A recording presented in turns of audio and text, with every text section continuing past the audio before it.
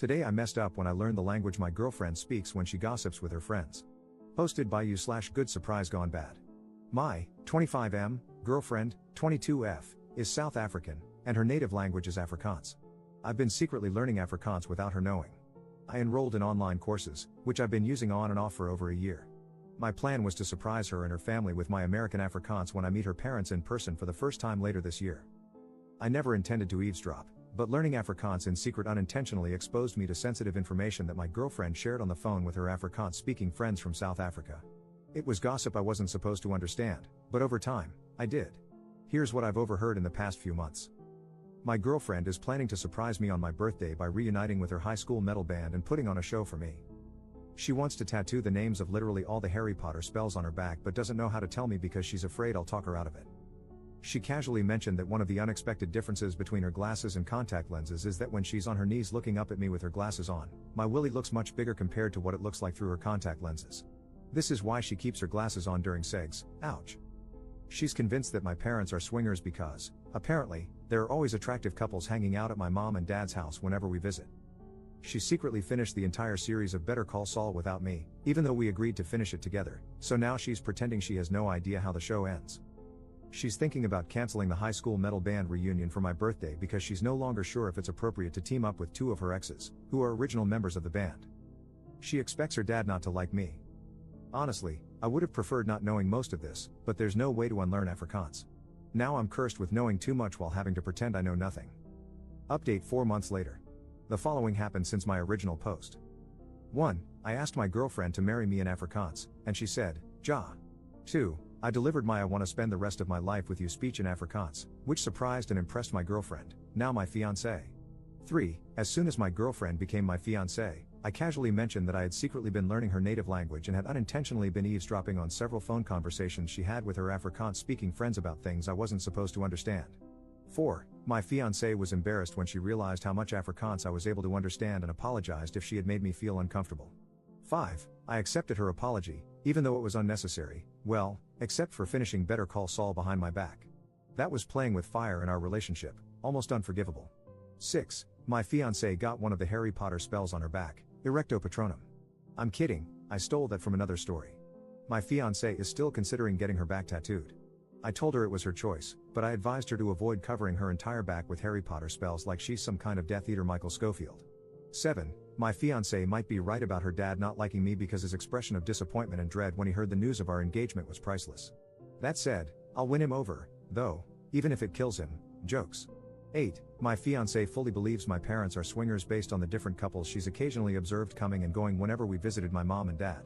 She wants us to investigate because, for some reason, it's fun for her to imagine me being the son of parents whose sex life is far kinkier than mine. I'm not interested in opening that door because I don't want to know what goes on in my mom and dad's bedroom.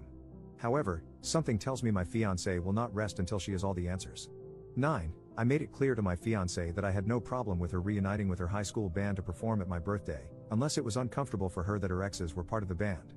My fiancée ultimately decided to cancel the band because of behind-the-scenes drama. The drummer, who was one of the exes, had apparently gained a lot of weight after high school and lost all confidence to perform in the band. The lead guitarist, the other ex, was only willing to participate if my fiancé agreed to play covers of gospel songs since he was now saved and no longer interested in playing the devil's music. The bass guitarist wanted money. 10. My fiancé still wears her glasses during sex. Second update 17 months later. Last time I was here, I shared an update related to my original post, but I deleted that update because I was excited to tell the internet, aka all of you, that my girlfriend and I got engaged. However, since then, not only have we gotten unengaged, but we've actually broken up. In my original post, my ex-girlfriend, who was still my girlfriend back then, had a wild theory that my mom and dad were swingers just because they always had people at their house. I never believed it, but I thought it was hilarious that someone thought my parents were that interesting. Not gonna lie, I struggled to move on after the relationship ended.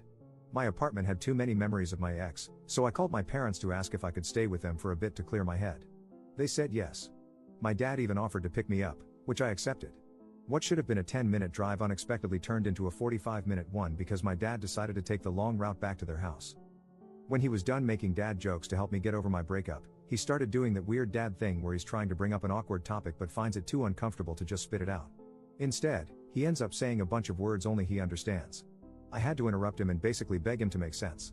That's when my dad said that since it was unclear how long I was planning to stay, he felt compelled to prepare me for what I might see at the house.